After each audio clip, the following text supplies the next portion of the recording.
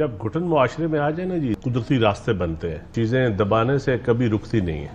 फैसल वाडा साहब नमूदार हुए कुछ दिनों पहले शोज के अंदर, और वो बिलावल भुट्टो साहब को बहुत एक कैरिज्मेटिक लीडर समझते हैं, और शायद ये स्टीयरिंग व्हील तब्दील भी हो सकता है हुकूमत का, ये भी वो हिंट्स दे रहे हैं। ये सुनिए जरा। आपको नए चेहरे लाने पड़ेंगे, आपको नई बहुत बिलावल आते हैं उस नए चेहरे में या नहीं आपके नजदीक? बिल्कुल आते हैं उसमें। वो देखिए, पार्टी इन पॉलिटिकल पार्टीज में अगर जनाजे को, सियासी जनाजे को लेके आपने चलना है बदबूदार, और कोई अल्लाह भी ने लिख के दे दिया नाउजुबिल्लाह कि इन्हीं में से चुनना है, तो इधर भी इन पार्टियों में भी अच्छे लोग हैं, ले आए सामने उनको। JUIF से जब पूछा गया कि अगर बिलावल साहब स्टीयरिंग व्हील के ऊपर आ जाते हैं तो उसमें कोई हर्ज तो नहीं है, वो भी बड़े कंफर्टेबल नजर आए बिलावल साहब की साथ। जरा ये सुनिए कामरान मुर्तजा साहब की बात। कि नून लीग पीछे हो जाए, पीपल्स पार्टी आगे आ जाए तो गैर मकबूल से मकबूल हो जाएगा क्या सेटअप? ये अब पता नहीं है, मगर बहरहाल बिलावल जो है ना, बिलावल कोई मतलब अच्छे आदमी है, कोई उसमें कोई बुरी बात तो नहीं है। इस दौरान कुछ तब्दीलियां हम पंजाब के अंदर भी देख रहे हैं, कुछ एक्टिविटीज पंजाब में नजर आ रही हैं। जैसे कि हमने तस्वीर देखी, पाकिस्तान पीपल्स पार्टी के बिलावल भुट्टो जरदारी साहब जो हैं, उन्होंने वेलकम किया TLP के मलिक कमान तरावल साहब को, सईद आतिफ हुसैन शाह साहब को। तो TLP के पुराने टिकट होल्डर्स भी पीपल्स पार्टी के अंदर पंजाब को चुन रहे हैं। ये बहुत सारी डेवलपमेंट्स हैं। ये मामला किस तरफ जा रहा है, हमारे साथ प्रोग्राम में आज फवाद चौधरी साहब मौजूद हैं, कल इमरान खान साहब से मुलाकात करके आए हैं काफ़ी अरसे बाद। नदीम अफजल चंद साहब भी, रहनुमा पाकिस्तान पीपल्स पार्टी, बहुत शुक्रिया, बहुत दिनों बाद आप मेरे शो पे तशरीफ ला रहे हैं, बल्कि टेलीविजन ही मेरा ख्याल है आपने टेलीविजन पे आना छोड़ दिया। दिल जो है अब उगता गया है या उदास है? स्मोक बहुत ज्यादा है, स्मोक, पॉलिटिकल स्मोक जो है ना, अभी छटती नजर आ रही है पीपल्स पार्टी को अपने लिए पॉलिटिकल स्मोक। देखिए, जब घुटन मुआशरे में आ जाए ना जी, तो कुछ कुदरती रास्ते बनते हैं और चीजें दबाने से कभी रुकती नहीं है, ना हिस्ट्री में कभी रुकी हैं।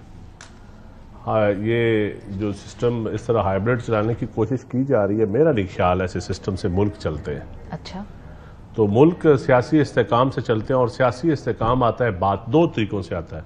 या तो आप बड़ी डिक्टेटर की छड़ी हो, और फिर वो आपने मुशर्रफ दौर, अयूब खान का दौर देख लिया, याहिया खान का देख लिया, जिया-उल हक का देख लिया, इस मुल्क में वो कामयाब नहीं हो सके। तो लाठी के इस्तेकाम तो की बात अब क्यों कर रहे हैं बिलावल में साहब? अब एक ही है, देखिए, अब पॉलिटिकल जो डायलॉग है सियासी जमातों के अंदर, और एक दूसरे के लिए जो भी काबिल कबूल होंगे, और किसी मिनिमम एजेंडा या मैक्सिमम एजेंडा के ऊपर आना पड़ेगा, और इससे मुल्क के लिए बेहतर होगी, अवाम के लिए बेहतर होगी, जमहूरियत के लिए बेहतर। लाठी के इस्तेकाम वाली बात फिर कि लाठी से भी इस्तेकाम लाना पड़े, बिलावल साहब ने कहा इसका? नहीं, मेरी तो बिलावल साहब से कल बड़ी डिटेल मुलाकात हुई, ऐसी कोई बात तो नहीं हमारी हुई। उन्होंने बयान दिया ना, मैं उसी बुनियाद पे कह रही हूं। वो तो ऑलरेडी उन्होंने, मेरा तो ख्याल में उन्होंने एक मिजाह के तौर पे किया है कि जो लाठी के जरिए लाने की कोशिश कर रहे हैं लोग, तो मेरे ख्याल में इस तरह नहीं आता है, इससे काम बातचीत से आता है। खान साहब का भी प्रॉब्लम यही था कि वो पॉलिटिकल डायलॉग नहीं करते थे, और मौजूदा हुकूमत में पॉलिटिकल डायलॉग की कमी है। अगर पॉलिटिकल डायलॉग के बगैर हुकूमत चलती होती तो खान साहब की चल जाती, या मियाँ साहब 2/3 मेजॉरिटी में भी गए। तो मेरे ख्याल में पॉलिटिकल क्यादतें ऑफ द रिकॉर्ड जब हम बैठते हैं तो हम सारी बातें करते हैं कि हर एक के साथ ऐसे ही होना है अल्टीमेटली। ठीक बात है। तो अल्टीमेटली आप वर्कर भी, अवाम भी, हर बंदा तंग आ चुका है ऐसे सिस्टमों से कि ये रोजाना धरने, लड़ाई, मार कुटाइयाँ, पुलिस के जरिए, पुलिस के जवान भी तंग आ चुके हैं, हमारे इदारों को गालियां पड़ती हैं, तो उससे हमें गालियां पड़ती हैं, मुल्क कमजोर होता है, रियासत कमजोर होती है। तो मेरे ख्याल है सारे मसले का एक ही हल है, पॉलिटिकल डायलॉग, और कोई हल नहीं। पॉलिटिकल डायलॉग वाली बात है तो मैं भी 100% एग्री करती हूँ।